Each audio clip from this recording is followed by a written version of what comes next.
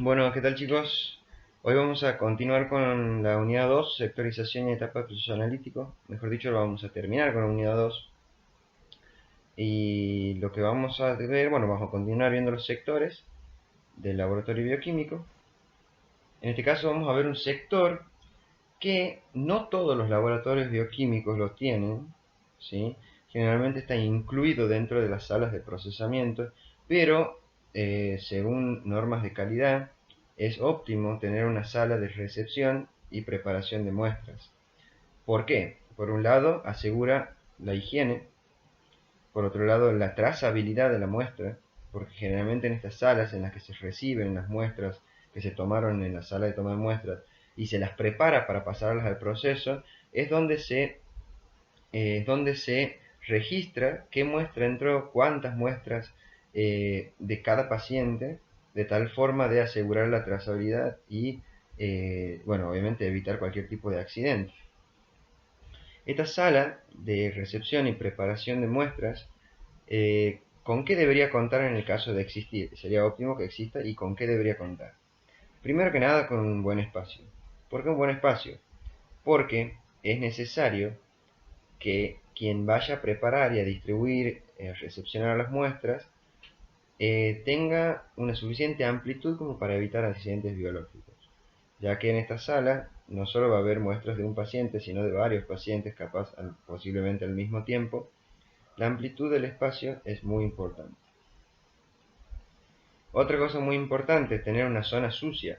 ¿A qué se le llama zona sucia? Se le llama zona sucia, se le llama aquella zona o sector de la mesada en donde uno va a realizar todos los movimientos, el trabajo manual con las muestras, ya sea para su procesamiento previo o separación de plasma, separación de suero, procesamiento inicial de las orinas. Es muy importante tener una zona sucia y bien separada de una zona limpia, en donde uno pueda realizar lavado de manos, desinfección, una mesa donde pueda apoyar ciertos elementos y que no se contaminen con muestras de pacientes. A su vez, es importante también tener el equipamiento necesario. El equipamiento en este caso en una zona, en un lugar donde se preparan las muestras para un laboratorio bioquímico, una centrífuga para poder separar muestras. Otro equipamiento necesario también son pipetas automatizadas, todo lo que sería insumos, por ejemplo tips, tener tubos Eppendorf y bueno, obviamente tener un lugar donde almacenar todo este equipamiento e insumos que es el lugar de organización. La organización es muy importante, es importante tener lugares donde organizar el material para que no solo tengamos stock para poder trabajar, sino fácil acceso sin necesidad de que nos incomode el material con las muestras de los pacientes y todos estos puntos, la organización, el correcto equipamiento, una zona limpia, una zona sucia y un buen espacio, van a llevar a que la muestra que uno procese en una sala de recepción, la muestra que uno reciba o prepare en esta sala, sea muestra fidedigna y evitar los accidentes biológicos o cualquier tipo de accidente. Bueno, una vez que la muestra está preparada, está recibida y preparada, esa muestra pasa a las salas de procesamiento. Dentro del laboratorio bioquímico, dependiendo de la complejidad del laboratorio bioquímico, podemos tener o una sola sala de procesamiento o tener varias salas de procesamiento. El laboratorio en sí, de baja complejidad, generalmente tiene una sola sala de procesamiento, donde están los distintos equipos, ¿sí?, que van a procesar las distintas determinaciones que se le soliciten al paciente. En el caso de los laboratorios de mediana y alta complejidad, ya vamos a encontrar sectorizadas esas salas de procesamiento. Está sectorizada generalmente en 4 sectores principales. Esos sectores principales son el sector de hematología, en el que sí o sí tiene que haber un microscopio. Tiene que haber una zona en la que se realiza la coloración de los frotis sanguíneos para poder verlos al microscopio. Y generalmente, bueno, hoy en día, los laboratorios de mediana y alta complejidad, los de muy baja complejidad no cuentan con esto, pero los de mediana y alta sí, Incluso hay laboratorios de baja complejidad que cuentan con un contador hematológico. ¿Qué es un contador hematológico? Es un aparato que por una metodología que se denomina citometría de flujo, y también puede ser por impedancia, realiza el conteo de las líneas celulares de la sangre, ¿sí?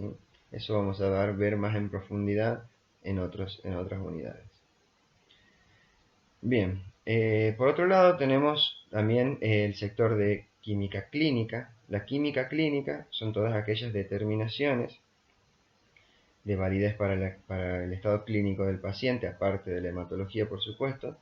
Esta química, en un sector de química clínica, un laboratorio de base tiene que tener un espectrofotómetro, que es un aparato que se utiliza para realizar la determinación o cuantificación de ciertos analitos en sangre. Analito se le denomina cualquier tipo de sustancia que uno quiera dosar en sangre. Tiene que haber reactivos que sirvan para poder realizar ese dosaje de esos analitos en sangre. Y también tiene que haber, y bueno, generalmente en los laboratorios mediana y alta complejidad existe automatización. Hoy en día en los laboratorios ya se tiende a automatizar el sector de química clínica porque es un sector que cuenta con muchas determinaciones, mucha variedad de determinaciones, y es bastante engorroso al momento de procesar un número considerable de muestras. Por eso se tiende a la automatización también. Por otro lado está el sector de hemostasia. Hemostasia o hemos viene de la palabra hemos, que es sangre, y estasia, que es equilibrio. Hemostasia trata justamente de la actividad de coagulación de la sangre. En hemostasia, lo que van a ver generalmente en un sector de hemostasia son pipetas automatizadas que son necesarias para realizar estas determinaciones. Van a ver un baño termostatizado porque son determinaciones que se realizan a 37 grados centígrados. Y van a ver reactivos, los distintos reactivos, que también más adelante van a conocer de qué se tratan. Esos reactivos van a ser necesarios para poder realizar las determinaciones, ¿sí?, de hemostasia en las muestras de los pacientes. Por otro lado, también un sector muy importante del laboratorio bioquímico es el sector de microbiología. En microbiología lo que se realiza justamente es la determinación o el aislamiento principalmente de microorganismos, ¿sí? Estos microorganismos son justamente los causantes de muchas de las enfermedades que hoy conocemos, y en este laboratorio es donde se encargan el bioquímico y obviamente el técnico también, que es una gran ayuda, o sea, en este sentido, tanto el bioquímico como el técnico tienen un trabajo muy cooperativo. Justamente se trata del aislamiento de estos microorganismos. ¿Para qué? El aislamiento de estos microorganismos sirve para poder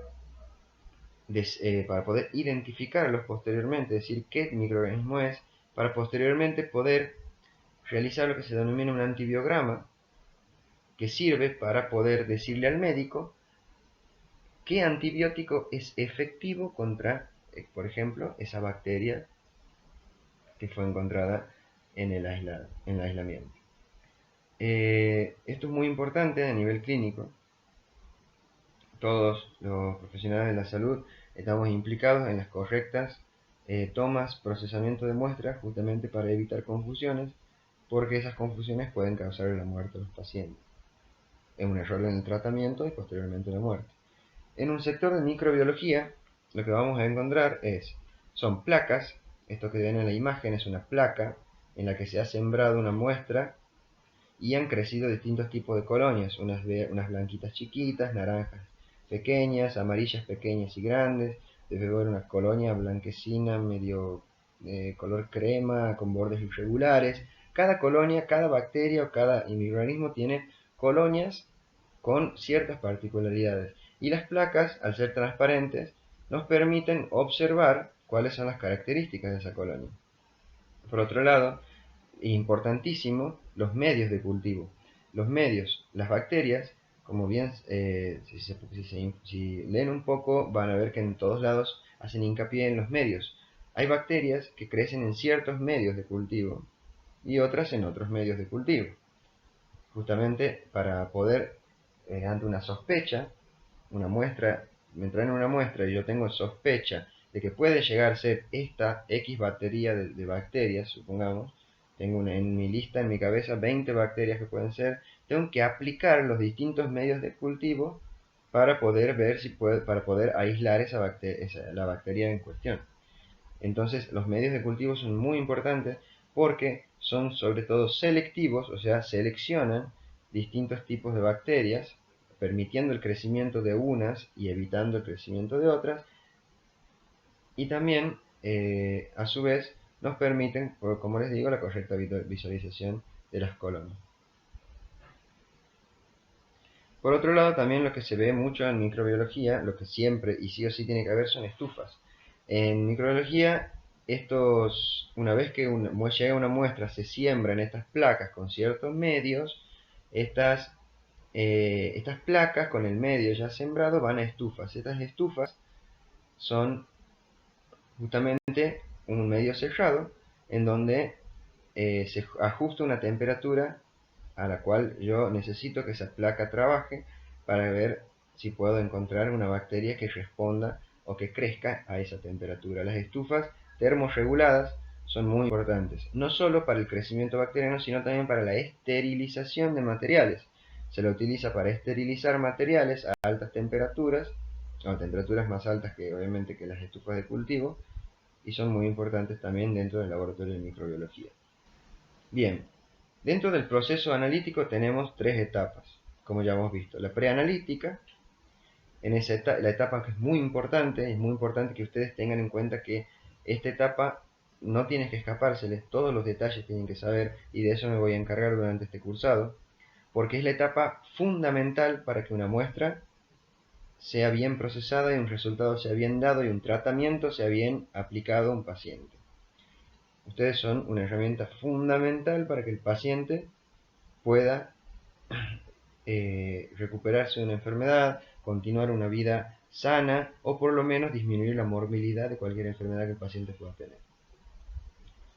La siguiente etapa es la etapa analítica, etapa que también vamos a ver porque también es necesario que aprendan de qué se trata una etapa analítica, los fundamentos básicos, porque ustedes son también una herramienta fundamental dentro del laboratorio de las salas de procesamiento.